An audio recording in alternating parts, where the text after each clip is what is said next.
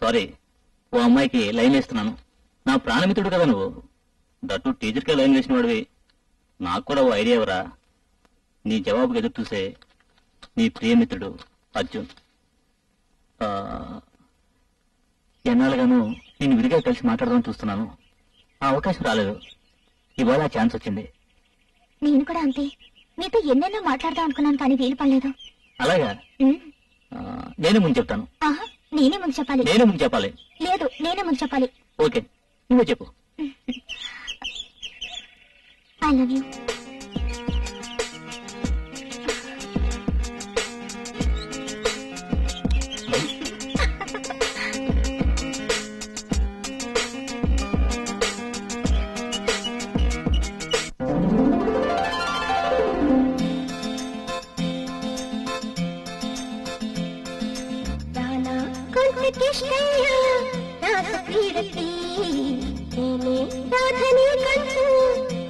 చెప్పడానికి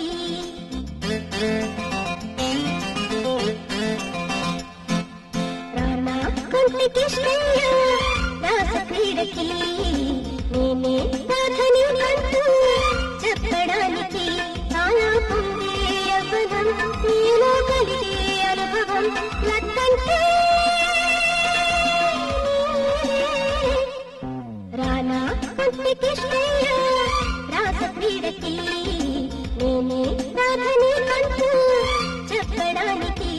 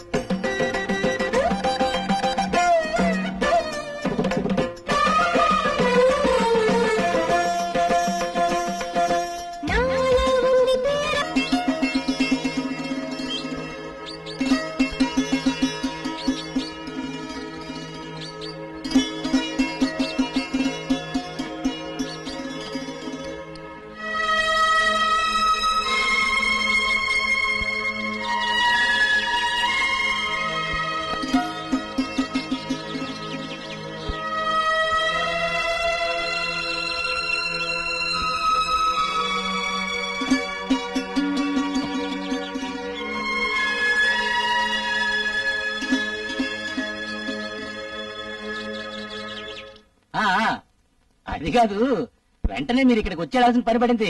ఎందుకు? ఓ check leaf లో సంతకం పెట్టాలి. ఆ సంతకం నువ్వే పెట్టు. నేనా? చెక్ లీఫ్ లోనా? ఆ విషయం మేనేజర్ నాతో చెప్పలేదా కదా? మర్చిపోయి ఉంటాడు.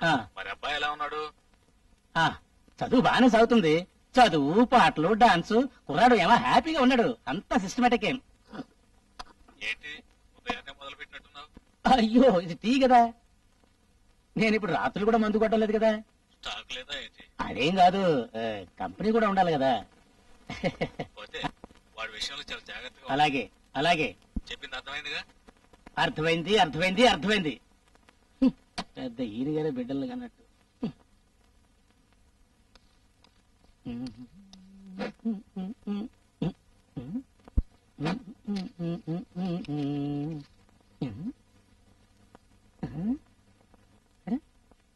దీనిలో సిగరెట్ ఉండలేంది?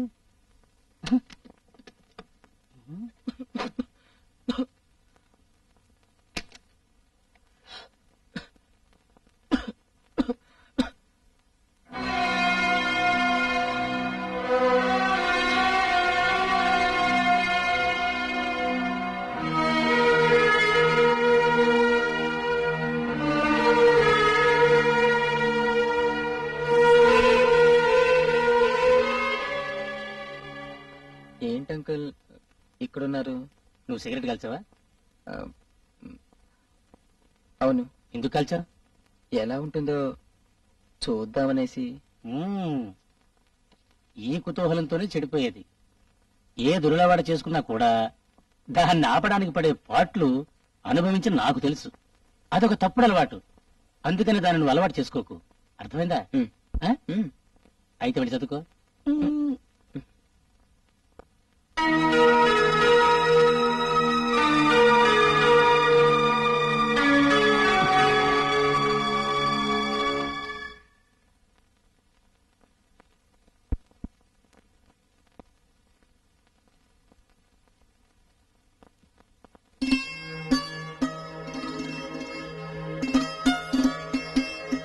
స్త్రీ సౌందర్యమంతా ఆ బొట్టులోనే ఉంది. దగ్గర కాకుండా అలా కళ్ళల్లోకి చూస్తూ ఉంటే ఏం లాభం?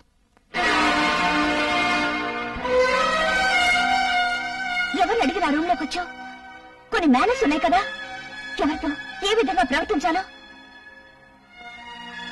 కళా అభ్యాసం ఒక తపస్సు లాంటిది. మనసు పడదారి పడితే పంట పడదు.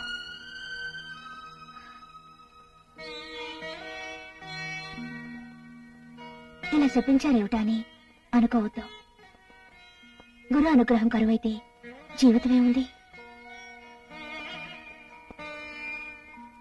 నాకు ఈ లోకంలో ఎంతో ఇష్టమైన వ్యక్తి ఎవరైనా అడిగితే నేను చెప్పేది నీ పేరొకటి.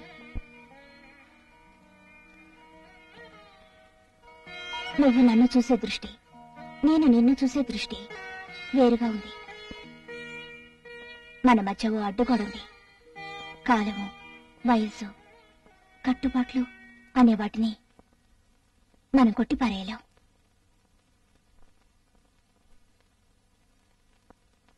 జీవితంలో వసంతం వంటిది ఈ యవ్వన దశ. ముళ్ళు కుచ్చుకోకుండా దాటిపోగలగాలి. లేదంటే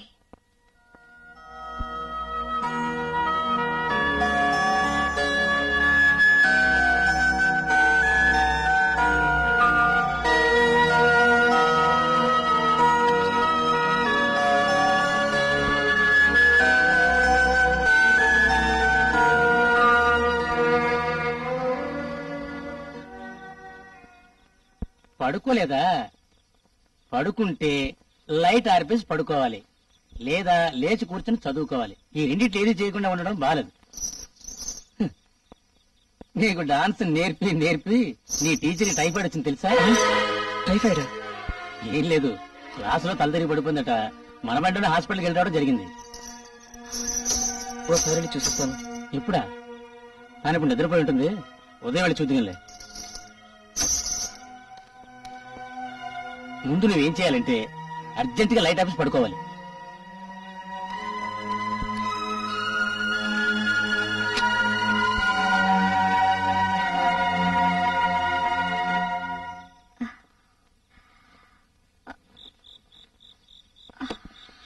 వద్దు, లేవద్దు. నీకు బాగా రెస్ట్ కావాలమ్మా. నాకేం లేదమ్మా, కాస్త తల తిరిగినట్లుంది అంతే. వేరే ఇంకేం లేదు. నేను భయపడిపోయాను. క్లాస్ అవగానే వెళ్ళి చూస్తే స్టాఫ్ రూమ్ లో సమస్యలు పడింది. కొంచెం కూడా స్పృహ లేదు. డాక్టర్ ఏమన్నారంటే బీపీ ఉంది, కాస్త జాగ్రత్తగా ఉండాలి, బాగా రెస్ట్ తీసుకోవాలన్నారు. కొద్ది రోజుల వరకు డాన్స్ క్లాసెస్ తీసుకోవడం మంచిది కాదన్నారు. ఇవి 2 రోజు మర్చిపోకుండా వేసుకోమన్నారు. ఒకటి బీపీ కంట్రోల్ కి, రెండోది నిద్ర పట్టడానికి. గంజి కాస్త తాగమన్నారు. కదలకుండా 2 రోజులు రెస్ట్ తీసుకుంటే 3 అంతలు రోగం తగ్గుతుంది. నేను వెళ్ళాలి, ఉదయమే వస్తాను. చీకటి పడితే ఇబ్బంది. డ్రైవర్ వీరప్పకి పగలే రోడ్డు సరిగ్గా కనిపించదు కదా. మీరు రెడీగా ఉన్నారంటే చాలు, ఉదయమే ఇక్కడికి వస్తాను. టెస్ట్ ఇచ్చిన వాటి రిజల్ట్స్ ఉదయానికి రెడీ అవుతాయి. ఉదయం అయితే రద్దీ తక్కువగా ఉంటుంది హాస్పిటల్లో. So good night. వస్తానా?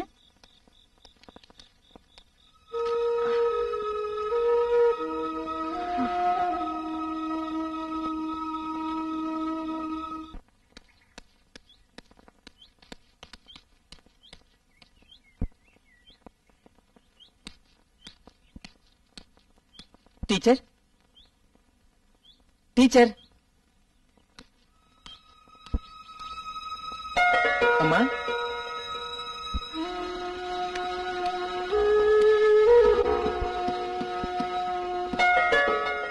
టీచర్,